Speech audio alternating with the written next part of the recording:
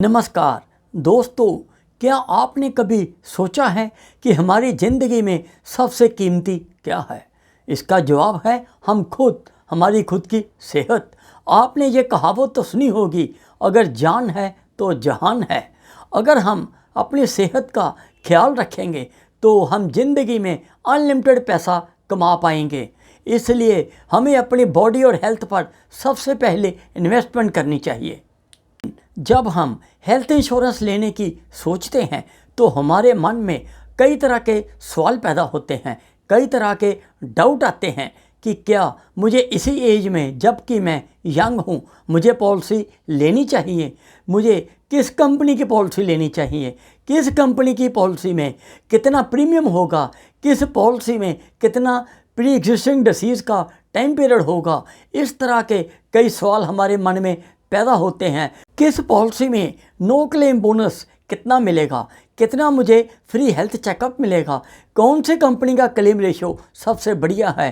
किस कंपनी की policy cheap है और बेस्ट है? इन सभी सवालों के जवाब दोस्तों आपको इस वीडियो में मिलेंगे और इसलिए आप इस वीडियो को अंत तक देखें।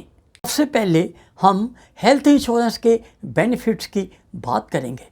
आजकल का लाइफस्टाइल इतना बदल चुका है कि जिसमें बीमारियां बढ़ रही हैं और हॉस्पिटलाइजेशन के केसेस बढ़ते जा रहे हैं। अगर भगवान ना करे किसी कारण परिवार के एक दो मेंबर्स को हॉस्पिटल में दाखिल होना पड़े तो हमारी ज़िंदगी की मेहनत से कमाई हुई सारी की सारी सेविंग ख़त्म हो जाती है। इस केस में हेल्थ इंश्योरेंस के लिए हमें हॉस्पिटल के बिलों से राहत दिलाती है health insurance policy. Health insurance policy लेने का दूसरा फ़ायदा है कैशलेस ट्रीटमेंट। इसमें आप अपना इलाज नेटवर्क हॉस्पिटल्स में करवा सकते हैं। नेटवर्क हॉस्पिटल का मतलब है कि आप कंपनी द्वारा सिलेक्टेड अपॉइंटेड हॉस्पिटल में इलाज कराएंगे तो आपको अपनी पॉकेट से कोई खर्च नहीं करना पड़ेगा और ये सारा कैशलेस क्लेम हॉस्पिटल के द्वारा खर्चा किया जाएगा। इसलिए पॉलिसी लेते समय आपको ये बात ध्यान में रखनी चाहिए कि कौन कौन से नेटवर्क हॉस्पिटल आपके रेजिडेंस के नज़दीक हैं, ताकि एमरजेंसी की ज़रूरत पड़ने पे आप उस नेटवर्क हॉस्पिटल में एडमिट हो सकें। दूसरा फ़ायदा है यंग एज में हेल्थ इंश्योरेंस पॉलिसी लेने से प्रीमियम कम लगता है, क्योंकि इसमें आपको जो प्रीमियम आपको स्टार्टिंग में लगेगा वो आपको काफ़ी देर तक सेम प्रीमियम चलता जाएगा और यंग एज में एग्जिस्टिंग डिसीज़ भी चांसेस बहुत कम होते हैं। इसलिए आपका प्री एग्जिस्टिंग डिसीज़ का डर भी ख़त्म हो जाएगा और आपकी हर डिसीज़ इस पॉलिसी में कवर करेगी। अगर आप किसी कॉर्पोरेट में जॉब करते हैं तो उस समय आप ये सोचते हैं कि मेरे कॉर्पोरेट ने, मेरे एम्प्लॉयर ने कॉर्पोरेट पॉलिसी ली हुई है जो कि ग्रुप पॉलिसी है और मेरा इंश्योरेंस कवर उसमें कंटिन्यू रहेगा। पर कई दफ़ा हमने देखा है कि ज़्यादातर कॉर्पोरेट्स में बच्चे अपने अच्छे प्रोस्पेक्टस के लिए कंपनी छोड़ देते हैं और नई कंपनी ज्वाइन करते हैं। इस केस में पुरानी जो पॉलिसी कॉर्पोरेट में ली हुई है वो ख़त्म हो जाती है और इस केस में अगर आपने अपनी इंडिपेंडेंट हेल्थ इंश्योरेंस पॉलिसी ली है तो वो आपकी पूरी लाइफ आपका साथ रहेगी और आप पूरी लाइफ अपना ट्रीटमेंट करवा सकते हैं। पांचवा फ़ायदा है डे केयर ट्रीटमेंट का। हेल्थ इंश्योरेंस अगर पॉलिसी आपने ली हुई है तो डे केयर ट्रीटमेंट्स जिसमें ENT problems, ear, nose and throat, eyes problems, skin problems, dentist problems, इस तरह की प्रॉब्लम्स जिसमें हॉस्पिटलाइजेशन की ज़रूरत नहीं पड़ती, वो डे केयर ट्रीटमेंट में भी आपको मिल सकती हैं और ये हेल्थ इंश्योरेंस पॉलिसी लेने से आपका ट्रीटमेंट कैशलेस हो जाएगा। Last but not the least, इसके बाद टैक्स बेनिफिट का इसमें बेनिफिट रहेगा। जो प्रीमियम आप हेल्थ इंश्योरेंस के लिए दे रहे हैं वो आपको एग्जम्पशन मिलेगी under section 80D of income tax rules, अगर आपने ओल्ड रजीम में इनकम टैक्स रिटर्न फाइल करते हैं। तो हम देखेंगे कि हमें best health insurance policy choose करने के लिए किन किन पॉइंट्स को देखना चाहिए और उसके क्या क्या फीचर्स होते हैं। सबसे पहले जब आप हेल्थ इंश्योरेंस लेने की सोचते हैं तो आपको ये देखना चाहिए कि आप जिस कंपनी की इंश्योरेंस पॉलिसी लेने की सोच रहे हैं उसकी फाइनेंशियल साउंड क्या है, उसका ट्रैक रिकॉर्ड कैसा है और उसकी क्लेम रीइंबर्समेंट रेशो क्या है। जिस कंपनी की क्लेम रीइंबर्समेंट रेशो सबसे ज़्यादा हो वही आपको कंपनी चूज़ करनी चाहिए।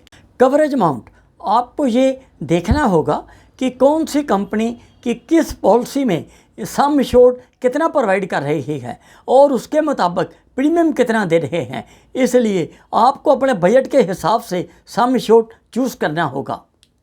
प्री हॉस्पिटलाइजेशन एक्सपेंसेस, इसका मतलब है हॉस्पिटल में एडमिट होने के पहले के खर्चे वो भी कंपनी रीइंबर्स करती है।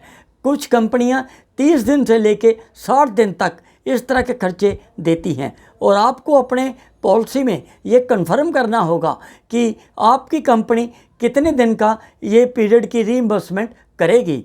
इसी तरह पोस्ट हॉस्पिटलाइजेशन एक्सपेंसेस, इसमें हॉस्पिटल में डिस्चार्ज होने के बाद 60 दिन से 180 दिन तक कंपनियां ये रीइंबर्समेंट करती हैं और आपको ये चेक करना चाहिए कि आपकी जो पॉलिसी है जो आप लेने जा रहे हैं उसमें पोस्ट हॉस्पिटलाइजेशन एक्सपेंसेस कितने दिन तक के कवर करते हैं।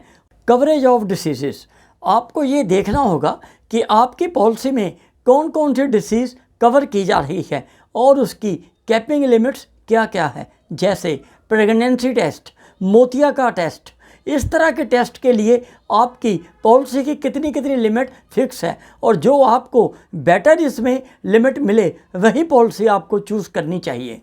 रूम रेंट लिमिट, सबसे इम्पॉर्टेंट बात है रूम रेंट लिमिट चेक करना। कुछ कंपनियां रूम रेंट की लिमिट जैसे 1% फिक्स कर देती हैं आपके सम एश्योर्ड के हिसाब से। इसका मतलब है मान लीजिए आपने 5 लाख की पॉलिसी ली है और उसमें कंपनी रूम रेंट 1% अलाउ कर रही है।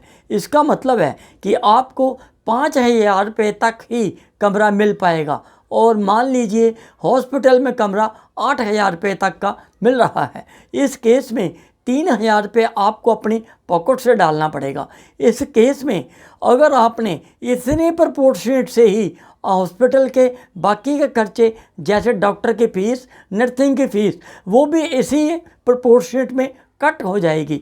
इसलिए आपको उस पॉलिसी को सिलेक्ट करना चाहिए जिसमें रूम कैपिंग ना हो और आपको सिंगल प्राइवेट एसी रूम की लिमिट अलाउड हो।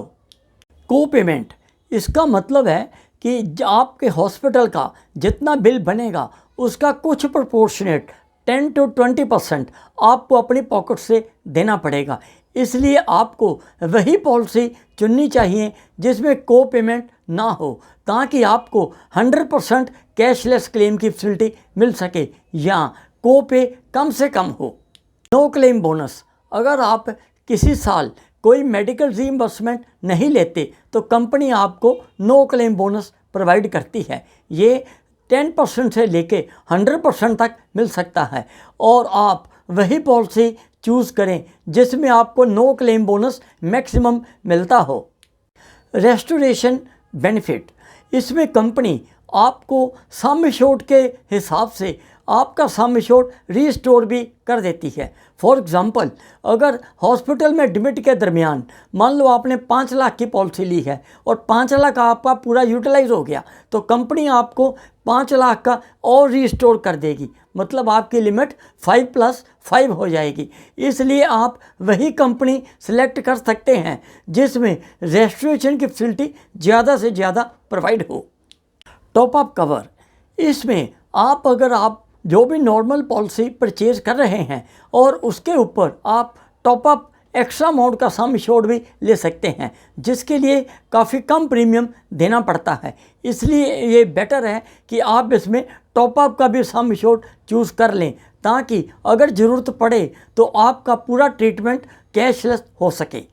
Waiting period for pre existing disease, इसका मतलब है कि पॉलिसी लेते समय अगर आपको कोई डिसीज़ है तो वो आपकी प्री एग्जिस्टिंग डिसीज़ में ट्रीट होगी और ये 2 साल से लेके 4 साल तक का पीरियड इसमें होता है। इसका मतलब है अगर पॉलिसी लेते समय कोई आपको डिसीज़ है तो उस डिसीज़ के कारण अगर कोई प्रॉब्लम आती है तो वो उतने पीरियड के लिए 2 साल से लेके 4 साल तक जो भी कंपनी के पॉलिसी में लिखा है उस समय तक वो ट्रीटमेंट कवर नहीं होगा और उस पीरियड के बाद ये ट्रीटमेंट कवर हो सकेगा।